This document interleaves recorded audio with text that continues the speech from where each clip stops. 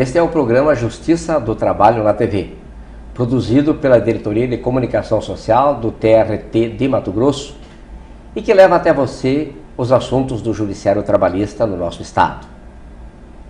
Nosso convidado de hoje é o padre Leonir Peruso, missionário da Ordem dos Escalabrinianos. Ele é diretor do Centro Pastoral para o Migrante em Mato Grosso e coordenador da Pastoral Migratória Diocesana de Cuiabá. O nosso assunto são as atividades de combate ao trabalho escravo. Padre Leonir, como funciona esse centro pastoral que o senhor dirige? Essa casa, o centro pastoral, ela já vem desde 80, criado na campanha da fraternidade Para Onde Vais. Então, com a igreja, com a diocese, mais o estado, devido à grande migração aqui na região do Mato Grosso, que sobe também para Rondônia, então decidiu com a provincial criar esta casa, onde que acolheria o trabalhador. Então todo trabalhador que passava por essa região, que estivesse sem destino, sem lugar para poder ter abrigo, a casa fazia. Hoje ela já tem um trabalho diferente. Ela está especificamente para a questão do trabalhador, mas o trabalhador, digamos, já fixo, ou que ele está fazendo uma denúncia. Então a casa acolhe esse trabalhador. Mas como que é esse encontro? Como se dá o encontro entre o centro de vocês e o trabalhador? De um certo modo, se dá nós, digamos, indo visitar eles nos alojamentos. O outro é que o Ministério Público do Trabalho, hoje a Delegacia do Trabalho, o trabalhador que vai fazer uma denúncia, ele é encaminhado para lá. Então ali ele tem a questão todo que é necessário. Geralmente o trabalhador ele fica no interior, não tem momento para ir ao dentista, não tem momento para cuidar da saúde, e ele vem praticamente estourado ali, né? E vocês aí encaminham eles para a saúde pública? E aí nós encaminhamos isso, vamos ao médico, vamos ao dentista, vamos à questão de documentação, porque muitas vezes até nesses trabalhos fora, eles perdem os documentos, e a gente então tenta ajudar ele nesse trabalho. E encaminhar também aqueles que não vêm diretamente pela delegacia ou fazer a denúncia, nós encaminharmos ele para buscar os seus direitos. E ali em casa ele fica até resolver a sua situação. E as atividades em geral dessa pastoral migratória no estado inteiro, como é que se dá esse trabalho da pastoral? Sim, nós, como a diocese, nós nos encaminhamos junto às paróquias, junto às dioceses, o material, a questão do trabalho, e também nós fizemos os movimentos. Temos a Casa do Centro Burnier, onde que várias entidades pastorais se encontram, e nós nos encontramos, e aí nós fazemos parte de várias pastorais, e até do Fórum Trabalho Escravo, aqui do Mato Grosso, do Fórum também da Lagoa também, e então a gente se encaminha nas várias pastorais. Na CPT, nós trabalhamos junto com a CPT, com o MST, todas as questões de questão social a gente estamos junto, porque o migrante ele está em vários locais, ele não está exclusivamente só vem buscar o trabalho, ele está em vários locais. E esses gastos que vocês têm com as atividades da pastoral, é a Igreja Católica que paga ou vocês têm parcerias para subsidiar essas despesas? Nós temos parcerias. Mas o grosso da situação é a nossa congregação que ajuda, né? que paga, ela pretende assume isso. E agora, esses últimos anos aqui, temos o Ministério Público do Trabalho, que também está nos ajudando. A questão, por exemplo, de uma verba mais ou menos razoável, para essa questão de passagem desse trabalhador, medicina, médicos. A passagem para ele retornar ao seu local de origem. Isso, pelo local de origem, ou até, digamos, para trazer ele do interior para fazer uma denúncia aqui, porque até hoje temos um caso onde que o trabalhador não tem nem como vir para Cuiabá ou para a sua delegacia mais próxima do trabalho para fazer a denúncia. Então a gente paga essa passagem para ele vir para cá, para ele fazer essa denúncia. E essa atividade de vocês, o senhor especificamente, o senhor se limita a ficar aqui em Cuiabá ou o senhor também se desloca pelo estado? É isso. Então aqui em Cuiabá é mais como o centro. E a gente então vai para o estado mais na questão das usinas, visitando os trabalhadores nas usinas, Jaciara, aqui temos aqui Barra do Bugres, tem aqui o Pantanal, as várias usinas, num raio de 400 quilômetros, aí a gente chega nessas usinas, nas cidades. Nós vamos continuar esse assunto no próximo bloco. Vamos para um pequeno intervalo.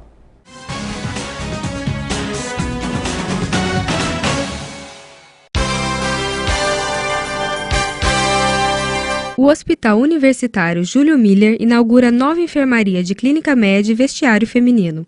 A revitalização das novas alas, ocorrida no dia 3 de setembro, se deu graças a um convênio feito pela instituição com o Tribunal Regional do Trabalho e o Ministério Público do Trabalho.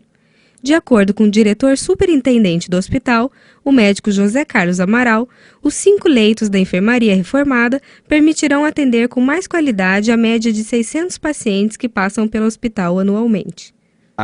Hoje nós estaremos inaugurando a última enfermaria de clínica médica.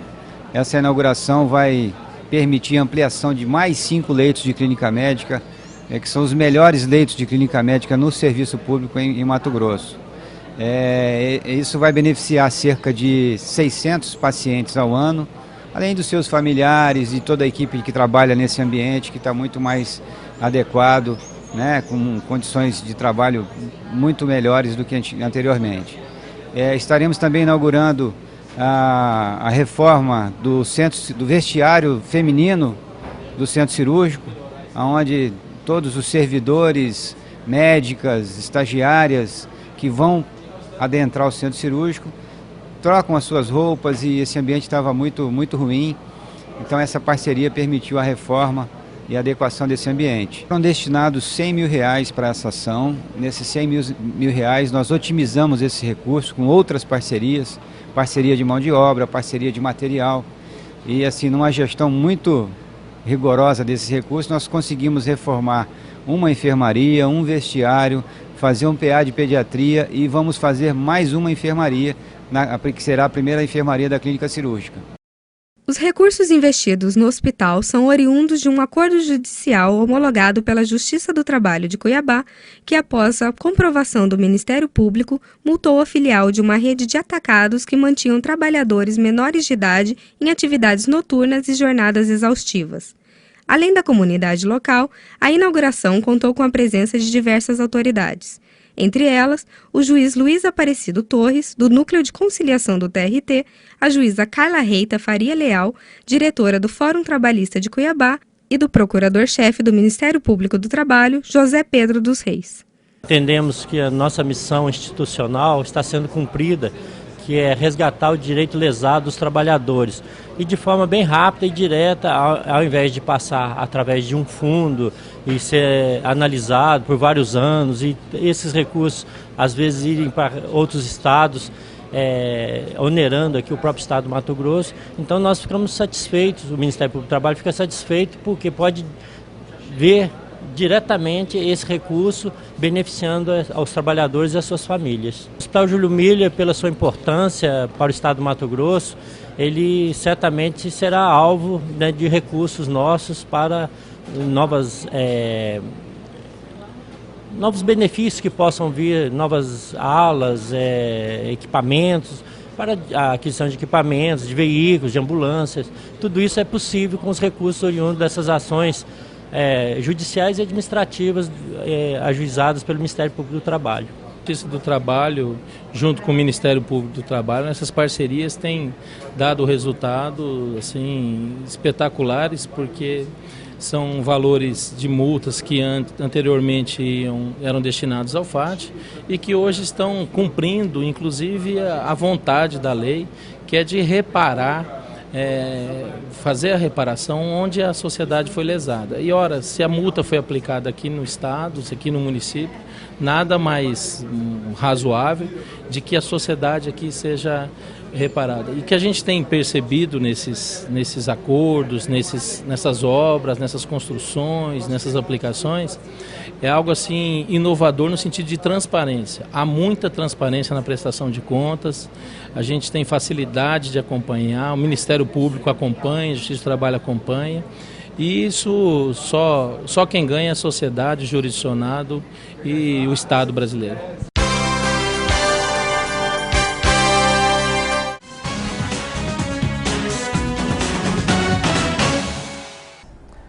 Estamos de volta com o nosso programa. Estou conversando hoje com o Padre Leonir, da Pastoral do Migrante. Padre Leonir, a questão do trabalho escravo tem sido bastante combatida e muito divulgada em nosso estado. A atuação aí do Ministério do Trabalho, através da Superintendência do Trabalho, do Ministério Público do Trabalho, da Justiça do Trabalho, tem tido uma atividade muito intensa, muito divulgada. O que eu gostaria de saber do senhor é se, além disso que eles estão vendo, dos trabalhadores sendo mal alojados, não tendo equipamentos de proteção, o que mais acontece nessas relações de trabalho, onde os trabalhadores vêm de fora para trabalhar temporadas nessas usinas, principalmente usinas de água? O que mais que ocorre nessa relação? Primeiro, o trabalhador ele é chamado para essas usinas através do gato. O gato vai na região onde ele deu origem e faz uma proposta e lota um ônibus. Alguns deles são ônibus legais, já vem registrado, outros não. Outros chegam e são jogados praticamente na cidade. Onde a gente está visitando a cidade, por exemplo, que é em Barra do Bugres, Denise. O que isso acontece? A usina praticamente ela tem número X no seu alojamento, mas só que ela precisa de número Y. Digamos, ela tem 500 pessoas no seu alojamento, mas precisa de 1.500 pessoas. Esse restante, eles se alojam na cidade. É aí então que vem o grande problema do trabalhador, né? Ele dorme em camas ruins, de má qualidade, o colchão é muito fino. Imagina você levantar de manhã cedo, em torno de 4 horas, 5 horas da manhã, e você voltar para casa em torno de 4h30, 5 horas e dormir, digamos, lá pelas 7 horas, 8 horas, cansado do trabalho, numa cama onde o colchão é muito fino. Ele não tem condições de nessas repouso. épocas de calor intenso, sem ventilação devida. E o pior é isso, o pior é o seguinte, que cada quarto da onde que eles se alojam, um exemplo, ano passado a gente visitou um alojamento na Barra do Bugres, onde que é uma casa. Uma casa ela tem mais ou menos a capacidade para 5, 6 pessoas no máximo, né? 5 pessoas no máximo.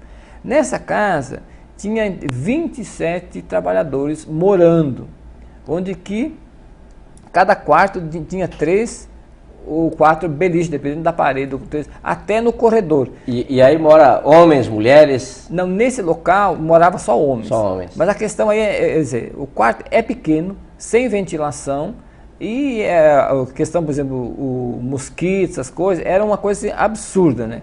Não tinha ventilação, a situação, até a cama deles é feita de pau roliço, bruta, a grade de ripa, e aí estão eles.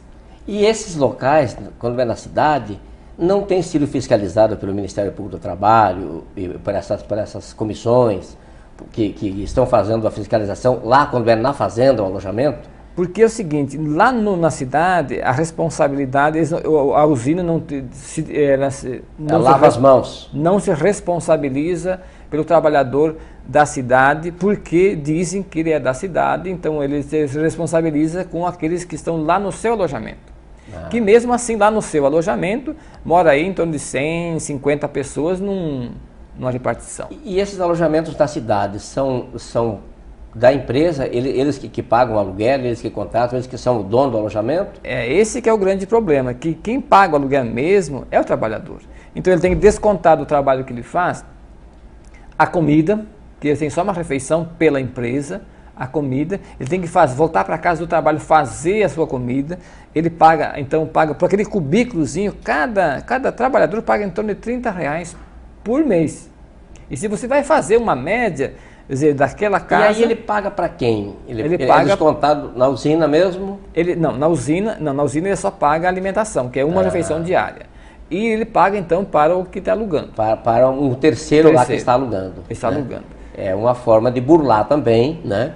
A empresa provavelmente até ajeita esse local, mas não é ela quem é responsável para se livrar das coisas que Justo. E onde que ele mora ali, você vai contar o aluguel de todos eles, dá em torno de R$1.000 e poucos, R$1.500, R$1.800, o que ele tira do trabalhador por esse lugar que ele mora, sem condições nenhuma.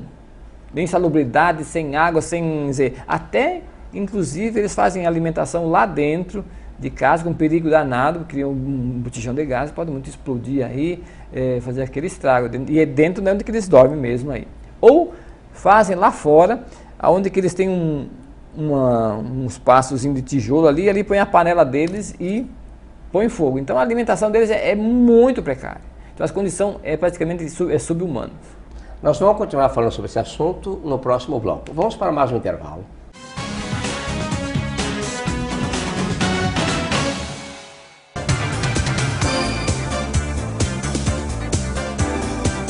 Olá, você sabe o que é um dissídio coletivo? O dissídio coletivo é uma discordância ou pendência trabalhista existente entre sindicatos de trabalhadores e de empregadores, ou entre sindicato de trabalhadores e empresas. Normalmente, esses dissídios são ajuizados quando não foi possível um acordo ou convenção coletiva entre essas partes. A negociação e a tentativa de conciliação são etapas que devem anteceder os dissídios coletivos, pois somente após esgotadas todas as possibilidades de entendimento é que as partes poderão recorrer à Justiça do Trabalho. Nos dissídios coletivos, o Tribunal Regional do Trabalho julga cláusulas econômicas, como piso salarial, percentual de reajuste, produtividade, e também cláusulas sociais, como as condições de trabalho, benefícios, transportes e etc. Em casos de greve, a empresa, o sindicato patronal ou o Ministério Público podem ajuizar um dissídio coletivo especial, que terá prioridade de julgamento em razão do interesse público. Nos próximos programas, continuaremos abordando outras questões trabalhistas de seu interesse. Até lá!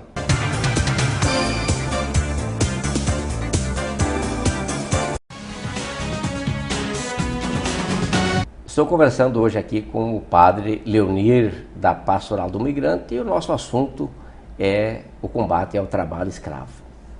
Padre Leonir, como é feita esta abordagem quando vocês fazem a visita às fazendas, às usinas? O senhor chega lá como um religioso, como que vocês são recebidos lá pelos administradores, pelos gatos, pelos trabalhadores? Como que é feita essa abordagem? A gente, primeiramente, a gente chega como a pastoral é uma ligada à CNBB, nós chegamos como igreja, para visitar o pessoal, para a gente fazer uma celebração, de fazer celebrações ecumênicas, dependendo do local que tem mais, os católicos fazem uma missa, ou faz uma celebração da palavra para que possa reanimar esse pessoal, né? Porque eles lá na sua origem são todos gente que frequenta, participação de comunidade. Então a gente vai nesse sentido. Do outro lado, a gente sente, entrando com eles assim, uma certa dificuldade de você conseguir conversar com eles. Então a gente nunca vai sozinho. Nós vamos sempre, a Pastoral do Migrante vai sempre com um grupo de 4, 5 pessoas. Por quê? Devido que praticamente tem a lei do silêncio, ainda mais ultimamente, mais pesada, quem fala é algum responsável. E geralmente é o gato, ou alguém da usina. Então, para que não aconteça isso, que ele monopolize, a gente não sabe como está a situação aí dentro, que nós vamos lá para ver a situação dele, humana, que se passa na cana que a gente conhece, que é brutal. Então, um conversa com o gato e os outros vão se dispersar e vão conversar com os trabalhadores, para ver deles o que ele tem a dizer. Porque aquilo que o gato fala é uma coisa, aquilo que diz o patrão é outra, e aquilo que diz o trabalhador é outra. Então vocês ficam alguém conversando, entretendo o gato, enquanto os outros abordam os trabalhadores distante da fiscalização do gato nessa hora. Isso, porque junto com o gato ninguém fala. E não se abre, não coloca. O pessoal tem medo. Não coloca os problemas porque pode ser demitido no mesmo dia. Então eles não falam. Então ainda fizemos essa tática. Então aí sim. E a gente faz essa amizade com eles conhecem a gente como padre e como pastoral, e eles têm mais facilidade para abrir o jogo, né? Abrir o jogo, colocar a situação deles, como é que. Muitas vezes até eles, em alguns casos assim, eles até se sentem muito assim, à vontade para colocar, se deu à vontade, porque além disso, que eu não coloquei assim, a gente faz a pastoral origem e destino. Então quando você tem essa ligação com a origem, lá no Nordeste, onde ele mora, e você visitou a família dele, ou esteve lá, você ganha ele. Ele sabe que ele tem confiança em você, ele acredita em você. Caso contrário, ele não acredita. Então ele se abre, ele coloca a situação, e daí ele colhe todas as dificuldades que eles colocam, desde a questão de água, cama, a situação que eles enfrentam, o salário, muitas vezes, que eles cortam a cana hoje, só ficam sabendo daqui um dia, dois, o valor para aquele pedaço de cana cortado, né, na metragem. Então, eles colocam, então ele leva tudo isso, colhe todas essas informações e levamos então para o Ministério Público do Trabalho ou a Superintendência. E a questão da saúde do trabalhador dessas usinas? Como o senhor vê o atendimento que eles têm, a atividade que eles desenvolvem? Olha, a gente ficou estarrecido numa última caminhada que a gente fez, visita que fez há uns 3 meses atrás, 2 meses e pouco.